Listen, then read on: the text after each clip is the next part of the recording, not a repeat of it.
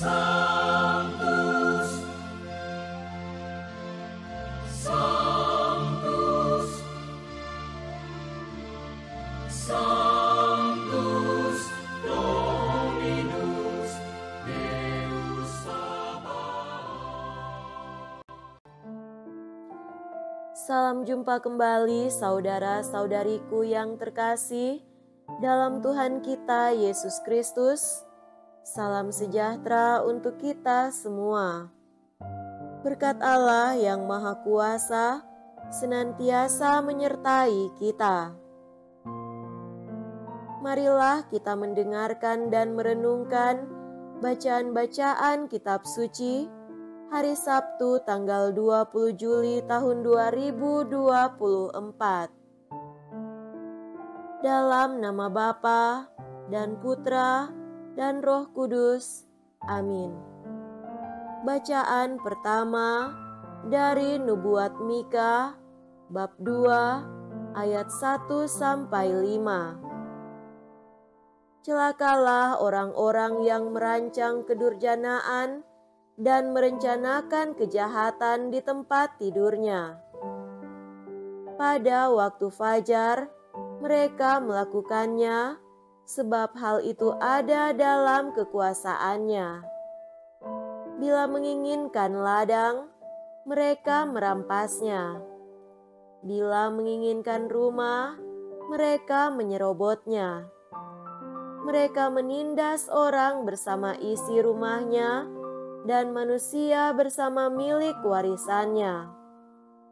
Sebab itu, beginilah sabda Tuhan, sungguh aku merancang malapetaka terhadap kaum ini, dan kalian takkan dapat menghindarkan lehermu daripadanya.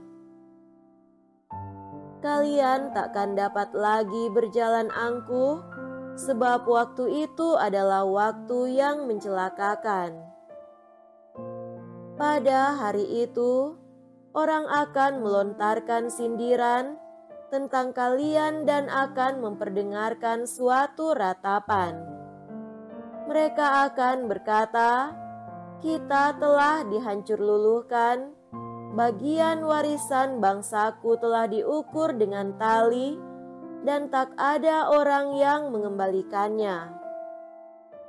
Ladang-ladang kita dibagikan kepada orang-orang yang menawan kita. Sebab itu, tidak akan ada bagimu orang yang melontarkan tali dengan undian di dalam jemaah Tuhan.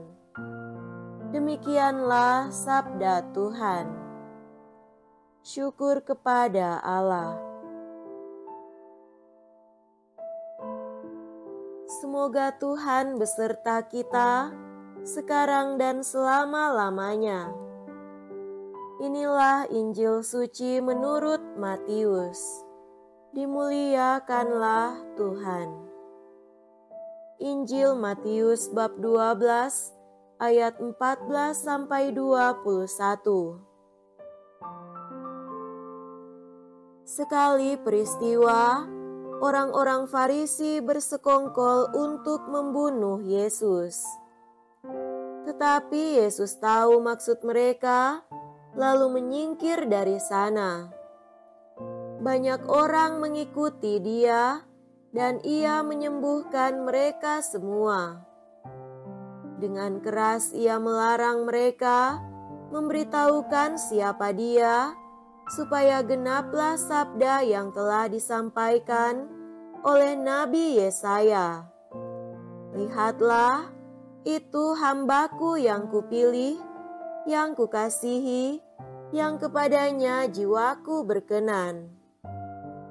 Roh-Ku akan Kucurahkan atas Dia, dan Ia akan memaklumkan hukum kepada sekalian bangsa.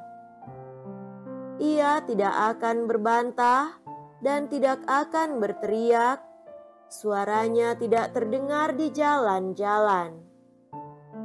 Bulu yang patah terkulai tidak akan diputuskannya, dan sumbu yang pudar nyalanya tidak akan dipadamkannya, sampai Ia menjadikan hukum itu menang.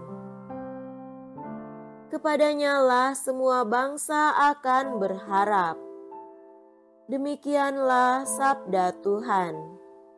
Terpujilah Kristus.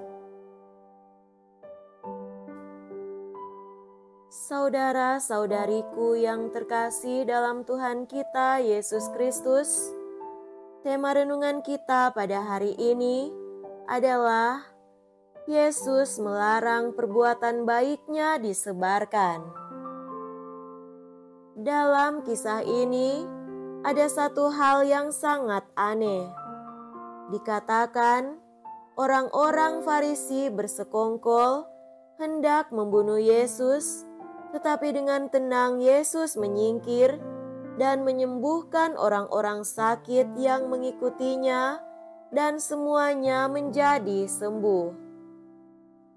Yesus tidak bergeming sedikit pun atas ancaman orang-orang yang memusuhinya. Maka Yesus melarang orang-orang yang disembuhkan ini untuk menyebarluaskan kejadian ini, agar tidak semakin memanaskan hati para lawannya. Yesus tidak ingin diketahui siapakah dirinya yang sebenarnya, sebab orang-orang Farisi menolak bahwa Yesus adalah utusan Allah dan Mesias. Sikap Yesus yang rendah hati ini dilukiskan oleh Nabi Yesaya. Lihatlah, itu hambaku yang kupilih, yang kukasihi, yang kepadanya jiwaku berkenan. Rohku akan kucurahkan atas dia, dan ia akan memaklumkan hukum kepada sekalian bangsa. Ia tidak akan berbantah dan tidak akan berteriak. Suaranya tidak terdengar di jalan-jalan. Bulu yang patah terkulai tidak akan diputuskannya, dan sumbu yang pudar nyalanya tidak akan dipadamkannya, sampai ia menjadi hukum itu menang.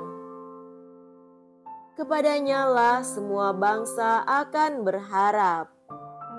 Saudara-saudari terkasih, secara ringkas pribadi Yesus dilukiskan sebagai hamba Allah yang terpilih dan yang sangat berkenan kepada Bapa, karena Yesus melaksanakan segala kehendak Bapa. Dalam pribadi Yesus, penuh dengan Roh Kudus untuk mewartakan hukum Tuhan kepada semua bangsa. Yesus tidak pernah berteriak untuk memaksakan ajarannya. Ia tidak pernah berbantah, tetapi menyerahkan kepada setiap orang yang mau menerima atau menolaknya. Bahkan Tuhan Yesus tidak menyingkirkan orang yang lemah imannya, seperti bulu yang terkulai dan patah atau sumbu yang mulai pudar nyalanya. Yesus mau membangkitkan semangat mereka. Sikap inilah yang hendaknya menjadi inspirasi bagi para pengikut Yesus, yakni selalu melayani orang lain sebagai hamba yang rendah hati, dan kita diajak mewartakan kasih Tuhan tanpa memaksakan. Kita juga menerima setiap orang, walaupun lemah imannya dan suram semangatnya. Justru merekalah yang perlu kita rangkul. Walaupun kita ditolak, tetapi tidak perlu kita memusuhinya dan tetap melaksanakan tugas kita. Semoga dengan demikian kita akan menjadi pewarta yang berkenan kepada Bapa dan dipenuhi dengan Roh-Nya. Semoga demikian. Amin. Dalam nama Bapa dan Putra dan Roh Kudus. Amin.